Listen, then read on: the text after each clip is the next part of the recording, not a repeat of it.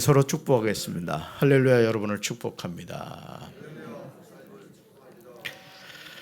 오늘 레위기 6장 1절부터 30절까지의 말씀으로 성소에서 속죄하라, 성소에서 속죄하라, 이런 제목으로 말씀의 은혜를 나누고자 합니다. 속죄제는 특별히 죄에 대하여 드리는 제사이고, 속건제는 보상이 가능한 죄, 즉 성물이나 이웃에게 범죄한 죄에 대하여 드리는 제사입니다. 우리가 레위기 말씀을 통해서 다양한 제사에 대해서 살펴보고 있는데, 각각의 제사를 드리는 이유와 목적이 있다는 사실을 우리가 분명히 깨달아야 됩니다. 레위기 4장 1절부터 레위기 5장 13절까지 속죄제를 드리는 규례에 대해서 기록하고 있습니다. 속건제를 드리는 규례는 레위기 5장 14절부터 레위기 6장 7절까지 나오는 것을 보게 됩니다. 레위기 6장 1절에서 하나님은 모세에게 말씀하여 이르시죠. 레위기 5장 15절에서 여호와의 성물에 대하여 부지 중에 범죄한 내용이 나옵니다. 레위기 5장 17절에서 여호와의 계명 중 하나를 부지 중에 범하였을 경우에 대해서 이제 나오는 것을 보게 되죠. 죄는 부지 중에 짓게 된다는 것이죠. 그러니까 우리가 영적으로 항상 깨어 있지 않으면 자기도 알지 못하는 순간에 하나님께 죄를 짓게 된다는 거예요. 죄 사함을 받기 위해서 속건제물을 제사장에게 가져가야 했습니다. 제사장은 그가 부지 중에 범죄한 허물을 위하여 속죄합니다. 그러면 죄를 지은 사람이 사함을 받습니다. 레위기 6장 2절과 3절은 이웃에 대한 범죄에 대해서 구체적으로 기록하고 있음을 보게 되죠. 그런데 이웃에 대한 범죄 내용을 보시면 죄의 내용이 정말 다양함을 보게 됩니다. 우리 2절과 3절 같이 읽습니다. 누구든지 여호와께 신실하지 못하여 범죄하되 곧 이웃이 맡긴 물건이나 전당물을 속이거나 도둑질하거나 착취하고도 사실을 부인하거나 남의 이런 물건을 줍고도 사실을 부인하여 거짓 맹세하는 등 사람이 이 모든 일 중에 하나라도 행하여 범죄하면. 아멘. 오늘 우리 삶에서 이런 일들이 얼마나 비일비재하게 일어나고 있습니까? 사실 우리가 이 죄에 대해서 민감하지 않으면 죄를 지으면서도 이게 죄인지 아닌지를 모른다는 거예요. 이걸 흔히 하는 말로 영적인 화인을 맞았다, 이렇게 말하는 거예요. 마치 육신이 병들어서 지금 막 죽을 상황이 되는데도 전혀 그걸 인식하지 못하고 살아가는 것과 마찬가지라는 거죠. 사람이 왜 죄를 짓게 될까요? 2절 상반절 보실까요? 2절 상반절에 이 질문에 대한 대답이 나옵니다. 그렇습니다. 사람이 하나님께 신실하지 못하면 범죄하게 됩니다. 신실하지 못하면. 죄의 문제는 단순히 사람에 대한 것이 아닙니다. 최초의 사람 아담과 하와가 범죄한 것도 하나님에 대한 거라는 거예요. 따라합시다. 죄는 하나님에 대한 것입니다. 아멘. 그러므로 이제 우리는 하나님의 자녀로서 신실한 삶을 살아야 한다는 것이죠. 제가 참 감동적으로 읽었던 책 가운데 하나가 나는 진실한 목회를 하고 싶다, 이런 책을 쓰신 목사님이 있어요. 정말 우리가 이 세상을 살면서 신실한 삶을 살아야 돼요. 거짓됨이 없이 하나님 앞에서 살아가는 삶이 중요하죠. 하나님 앞에서 신실하지 못하면 사람들이 어떤 죄를 짓게 됩니까? 여러분 2절과 3절 다시 보시면, 첫째, 이웃이 맡긴 물건이나 전당물을 속이거나 도둑질하거나 착취하고도 사실을 부인한다는 거예요. 죄를 짓고도 그게 죄인지를 모르고 너 죄를 지었어 라고 얘기해도 아니다, 난 죄 진 적이 없다, 뻔뻔스럽게 그렇게 말한다는 거예요. 둘째, 남의 잃은 물건을 줍고도 사실을 부인하여 거짓 맹세한다는 거죠. 우리가 사실은 이제 이럴 경우가 있습니다. 근데 가끔 매스컴에 보면요, 참 그 잃어버린 사람도 대단한 사람들 같아. 은행에서 돈을 몇 천만 원을 찾아놓고는 그걸 그냥 잃어버리는 거예요. 근데 뭐 청소를 하다가 이렇게 보니까 뭐 이게 뭉치가 있어 봤더니 세상에 돈이 있더라는 거죠. 그래서 그걸 경찰서에 갔다가 이렇게 줬다, 뭐 심지어 몇 억인 경우도 있습니다. 참 우리가 그런 부분이 순간적으로 어떤 미혹이 되었을 텐데 그런 자신의 생각을 내려놓고 정직하게 그거를 이렇게 경찰서로 갖다 주는 걸 보게 되죠. 사람이 이 모든 일 중에 하나라도 행하여 범죄하면 이는 죄를 범한 것이 된다. 그는 죄가 있는 자가 되었기 때문에 자신이 훔친 것이나 착취한 것이나 맡은 것이나 잃은 물건을 주운 것이나 자신이 거짓 맹세한 모든 물건을 돌려보내야 된다는 거죠. 우리가 여러분 그 불로소득이라는 말을 합니다마는 불의한 재물을 탐내서는 안 돼요. 특별히 앞으로 뭐 정치의 뜻이 있다거나 또 앞으로 여러분이 나름대로 어떤 자신의 분야에서 정상을 올라가고 싶어 하는 마음이 있으신 분들은 항상 그런 것에 깨끗해야 됩니다. 특별히 뭐 꼭 그런 위치에 안 올라간다고 할지라도 예수 믿는 사람은 거짓이 없어야 돼요. 물질 앞에서. 이 물질의 문제에서 깨끗하지 못하면 하나님 앞에서도 우리가 인정받지 못합니다. 자, 근데 원래 주인에게 돌려보낼 때요 보면은 그 본래 물건의 5분의 1을 더하여 돌려보내야 한다는 거죠. 자신의 죄가 드러나는 날에 물건 임자에게 줘야 됩니다. 그런 다음에 속건제물을 여호와께 가져다가 모세가 지정한 대로 지정한 가치대로 흠없는 수량을 속건제물을 위하여 제사장에게로 끌고 가야 됩니다. 제사장은 여호와 앞에서 범죄한 사람을 위하여 속죄하고 그는 무슨 허물이든지 사함을 받게 되죠. 따라합시다. 죄는 꼭 사함을 받아야 합니다. 아멘. 죄를 품고 있지 마세요. 죄를. 그러니까 여러분 오늘 우리가 이 레위기가 오늘 나와 무슨 상관이 있느냐 이렇게 생각하시면 안 됩니다. 우리가 이 레위기에서 하나님이 말씀하시는 그런 어떤 죄에 대한 심각성을 깨닫고 그런 범죄를 했을 경우에는 하나님 앞에 정말 이 회개의 예물을 통해서 자신의 죄 씻음을 받아야 되는 거예요. 그냥 뭐 두루뭉실하게 그냥 패스. 누가 패스입니까? 하나님이 사하해 주셔야 되는 거지. 그러니까 죄의 문제는 반드시 어떻게 된다? 하나님 앞에서 해결받아야 된다. 입술로 고백해야 돼요. 마음으로 믿어 의에 이르고 입으로 시인하여 구원을 받듯이 죄도 마찬가지다라는 것이죠. 레위기 6장 8절부터 13절을 보시면 번제를 드리는 규례에 대해서 기록하고 있습니다. 하나님은 모세에게 아론과 그의 자손에게 명령하여 이르라고 하시죠.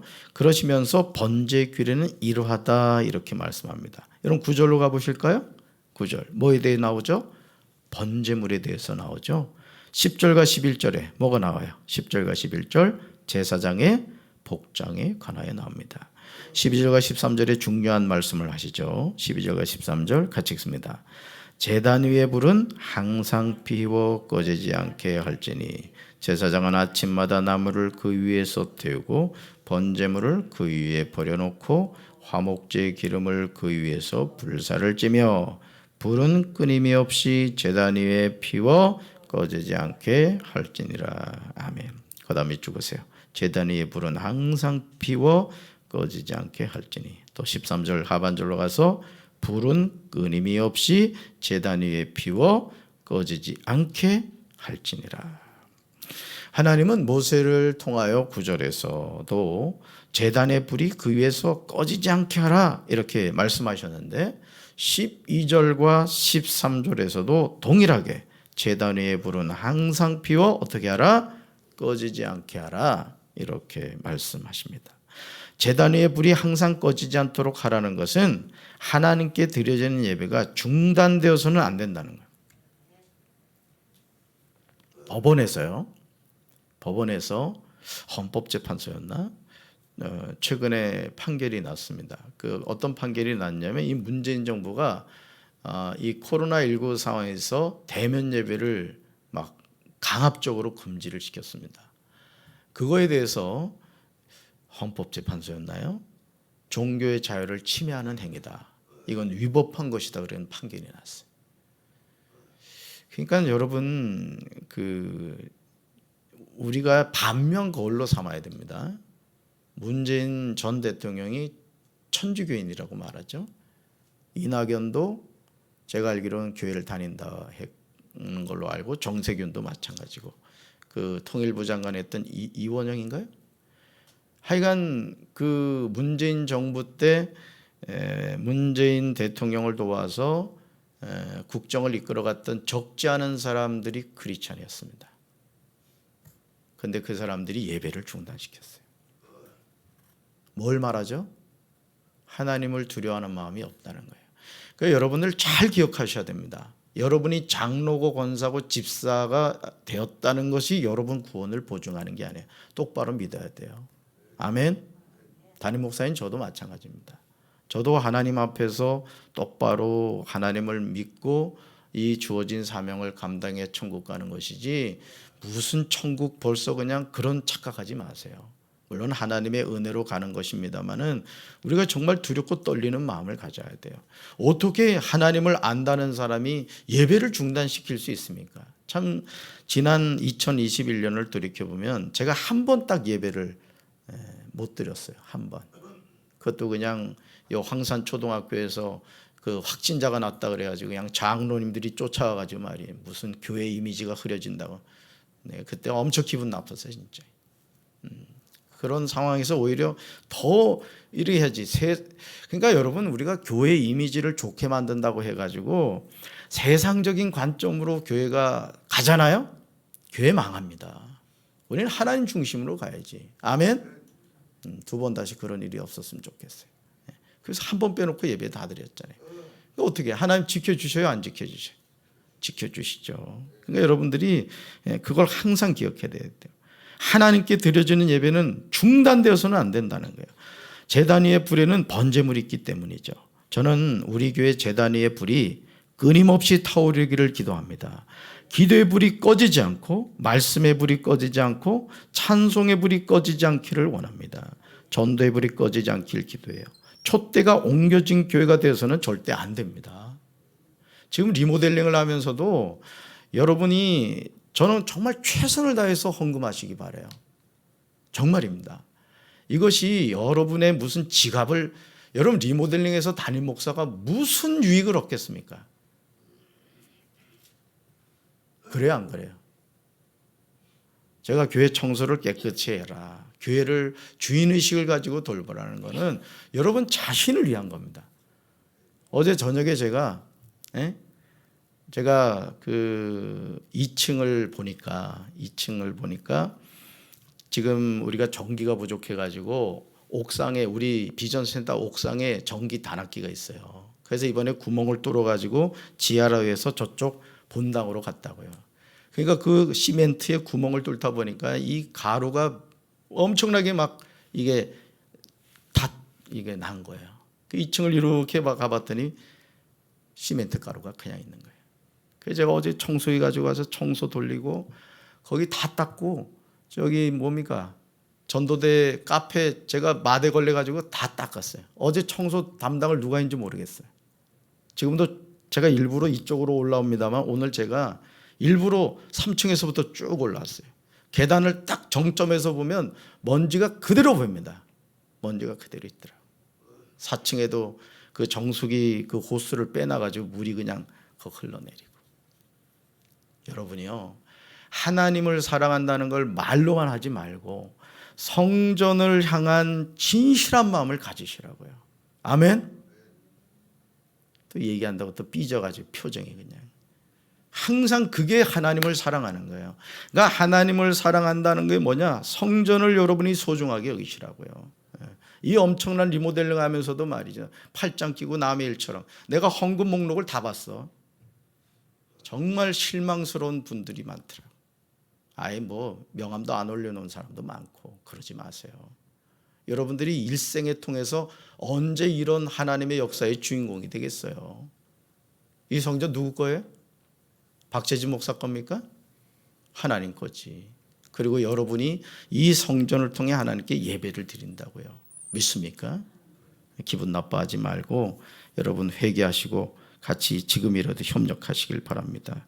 자, 레위기 6장 14절부터 23절은 소제를 드리는 규례에 관한 내용이 나와요. 14절에서 소제 규례는 이러하다고 말씀하면서 아론의 자손은 그것을 제단 앞 여호와 앞에서 드리라고 합니다. 15절 보시면요, 소재를 어떻게 드려야 하는지 나와요. 15절 같이 읽습니다. 그 소재의 고운 가루 한 움큼과 기름과 소재물 위에 유향을 다 가져다가 기념물로 제단 위에서 불살라 여호와 앞에 향기로운 냄새가 되게 하고. 아멘. 그 다음에 찍으세요. 여호와 앞에 향기로운 냄새가 되게 하고.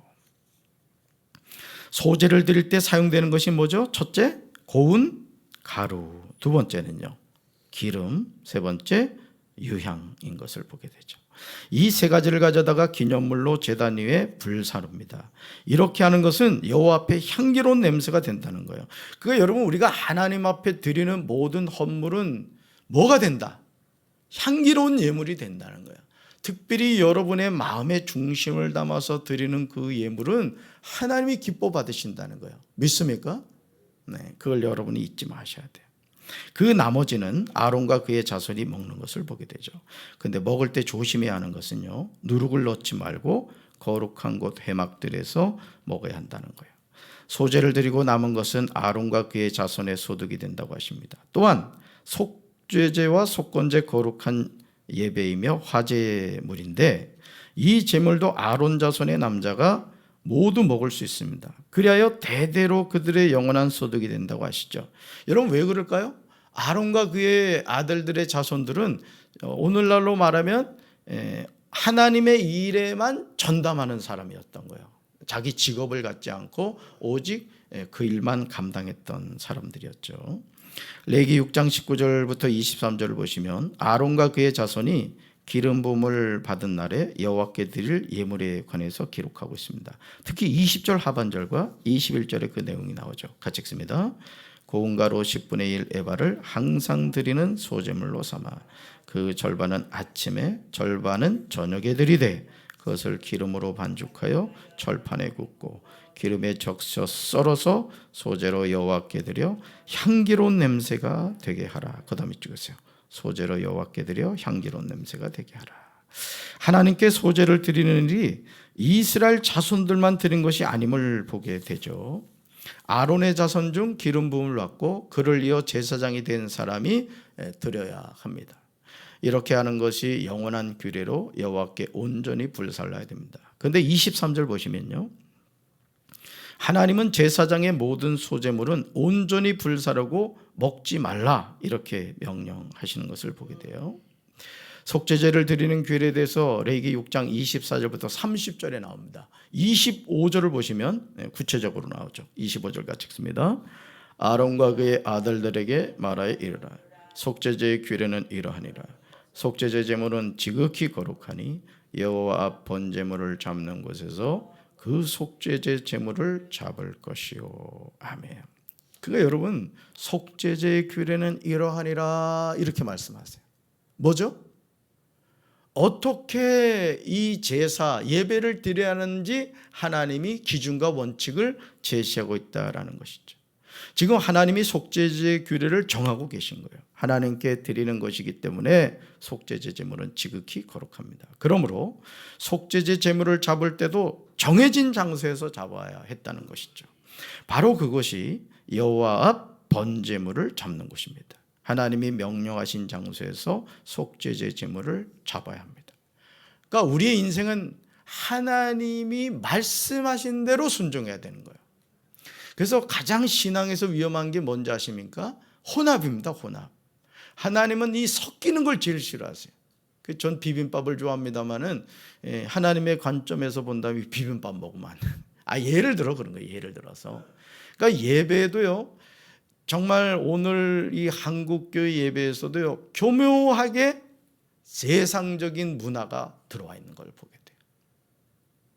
그래서 저는 제 자신이 어떤 항상 열린 마음으로 어떤 모든 상황을 이렇게 받아들입니다만은, 제가 그 내리교회, 인천 내리교회에서 부목사 생활할 때 그 인현동에서 그 호프집에서 화재가 나가지고요, 그때 고등학생들이 9명인가 죽었어요.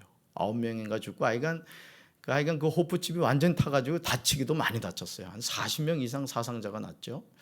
그러면서 그 담임 목사님이 토요 성령 축제라는 이제 예배를 시작을 했는데, 그러면서 이제 그 아이들이 이제 현대 그 음악 찬양 그냥 막 드럼 치고 막 뭐 키보드 막 하고 하면서 그냥 이 앞에서 그냥 뭐 진짜 막 마이크 잡고 막 찬양하고 그랬어요. 좋습니다. 근데 그게 신앙의 전부가 아니더라는 거예요. 그렇게 요란 떨던 애들이 중학교 올라가고 고등학교 올라가니까 교회를 안 나오는 거예요. 막 방언도 받고 막 은혜 체험도 했는데, 뭔 얘기를 하려고 하는지 이해하시겠죠? 그러니까 여러분, 우리가 그 갈멜산에서 바알 선지자들의 광란적인 예배가 전부라고 착각하면 안 됩니다. 예배는 누구 방법대로. 그러니까 엘리야 보세요. 요란 떨지 않으면서도 아브라함의 하나님, 이삭의 하나님, 야곱의 하나님, 그냥 그 하나님의 공식대로 하니까 불이 떨어진 거예요. 그러니까 우리 중고청 우리 저 부장이나 교사들이나 우리 전도사들이 절대 착각하지 말 것은 애들이 무슨 방방 뛴다고 은혜 받는 게 아니에요. 수련회 가서 그 잠깐 그렇게 하는 거지, 무슨 교회에서조차도 그냥 뭐 이 의자를 다 띄면 좋겠다고 그런 얘기를 하더라고요. 내가 깜짝 놀랐어요. 그러니까 이 생각이 항상 우리 중직자들은 열려 있어야 된다고. 그리고 은혜라는 건 절대 누가 주는 거예요. 지금 여러분, 우리가 옛날 생각하면요, 예배 처소가 너무너무 좋은 거야. 예배 처소가 안 좋아서 교회가 붕하지 않습니까? 그건 아니거든요. 그러니까 항상 우리가 항상 예배는 누가 받으신다. 그걸 잊지 마셔야 돼요. 부장이나 교사는 기도 많이 해야 돼, 진짜. 황산초등학교가 바로 코앞에 있는데 어린이교회 50명 넘어야지. 중고청도 마찬가지고 청년도 마찬가지고. 우리 교인들 자녀들 가운데 우리 강권사님도 오셨습니다만 자녀들 청년교회 안 나온 애들 많단 말이에요. 근데 장대웅 전사한테 늘 얘기한다. 전화해서 나올 수 있도록 하라고. 여러분이 이를 위해 기도해 주셔야 될 줄로 믿습니다. 여러분 주변에 교회 다니다가 안 나오는 분들이 있으면 손 놓지 말고 자꾸 그분들 나올 수 있도록 하셔야 돼요. 아멘. 그러니까 새로운 영혼을 교회로 이끄는 것도 전도지만, 낙심해서 교회 안 나오는 사람 나오게 하는 것도 전도입니다. 아멘. 이번에 그 용성실 집사 7년 만인가 나왔다니. 7년 만에. 그것도 전도예요. 그것도 전도. 아멘. 네, 그렇습니다. 자, 그래서 오늘 우리가 기억해야 될 것이 뭐냐? 재물을 잡을 때도 정해진 장소에서 해야 된다. 바로 그것이 여호와 앞 번제물을 잡는 것인데, 하나님이 명령하신 장소에서 속죄제 제물을 잡아야 한다는 거. 26절 보시죠. 26절. 속죄제 제물을 먹는 장소도 말씀하세요. 또 27절 보시죠. 하나님께 드린 고기에 접촉하는 모든 자는 거룩할 것이며 그 피가 어떤 옷에든지 묻었으면 묻은 그곳을 거룩한 곳에서 빨라고 하세요. 29절을 주목해 보세요. 29절 같이 읽습니다. 제사장인 남자는 모두 그것을 먹을지니 그것은 지극히 거룩하니라. 하나님께 바쳐진 제물은 어떻다? 거룩하다는 거예요. 그러므로 그 제물은 제사장인 남자들이 모두 그것을 먹어야 돼요. 그러므로 하나님은 30절에서 중요한 말씀을 하세요. 30절 같이 읽습니다. 그러나 피를 가지고 회막에 들어가 성소에서 속죄하게 한 속죄제 제물의 고기는 먹지 못할지니 불사를 지니라. 아멘. 자, 우리는 여기서 같은 제물이라도 먹을 수 있는 고기가 있고 먹지 못할 고기가 있음을 알 수 있습니다. 하나님의 명령이 무엇인지 분별할 수 있어야 된다는 거예요. 그러니까 여러분, 우리가 하나님의 자녀로 신앙생활을 똑바로 하길 원하면은 성경을 자꾸 읽어야 되는 거예요. 성경을. 아멘. 교회를 다닌다고 하면서 성경을 안 읽는다? 심각한 겁니다. 그거는. 여러분이 바른 신앙생활을 하려면 매일 기도하셔야 되고 매일 성경을 읽으셔야 돼. 그러지 않고서는 우리가 하나님의 자녀로서 바로 살아갈 수 없습니다. 예를 들어 교통법규도 마찬가지잖아요. 교통법규도 자꾸 이렇게 업그레이드 되죠. 그런데 예를 들어 교통경찰한테 걸렸단 말이에요. 그 여러분이 이러는 거예요. 아, 저 몰랐어요. 아, 법규가 바뀌었군요. 그러면 교통경찰이 뭐라 그랬습니다. 만면의 미소를 지으면서 주민등록증 내놓으시죠. 이런단 말이에요. 법규를 위반했기 때문에. 우리 하나님의 자녀도 마찬가지입니다. 우리는 하나님의 자녀로서 천국 백성으로 살아가야 되기 때문에 하나님의 말씀을 주야로 묵상함으로써 하나님이 원하시는 게 이거구나, 내가 고쳐야 될 게 이거구나, 말씀을 통해서 깨달아야 될 줄로 믿습니다. 그렇지 않으면 우리는요, 하나님의 말씀에 불순종하게 됩니다. 그러므로 우리가 영적으로 깨어있지 않으면 우리는 부지불식간에 죄를 지을 수 있다는 거예요. 하나님의 말씀을 바로 알지 못하면 우리는 하나님의 말씀을 따를 수가 없어요. 따를 수가. 제사장은 짐승의 피를 가지고 회막에 들어가 성소에서 속죄하는 것을 보게 됩니다. 자, 오늘 거룩한 성일입니다. 저는 우리 사랑하는 성도 여러분들이 영과 진리로 하나님께 예배드리시고 여러분이 정말 신실한, 저도 그렇고 여러분도 그렇고 신실한 하나님의 자녀가 되어서 하나님의 말씀에 순종함으로 영광 누리는 복된 이 하루 되시기를 주님의 이름으로 축원합니다. 가슴에 손을 얹겠습니다. 하나님 아버지, 우리가 레위기의 말씀을 통하여 하나님께 드리는 예배는 하나님이 정해놓으신 규례대로 해야 된다는 것을 깨닫게 하시니 감사합니다. 내 기분, 내 고집, 내 생각대로 드리는 예배가 아니라 하나님의 말씀하신 대로 순종하며 살아가는 저희들 되게 하옵소서. 오늘도 거룩한 성일을 맞아요. 우리가 하나님께 예배를 드릴 때 하나님께 감동을 드리는 예배를 드리며 살아가게 하옵소서. 예수님 이름으로 간절히 축복하며 기도합니다. 아멘.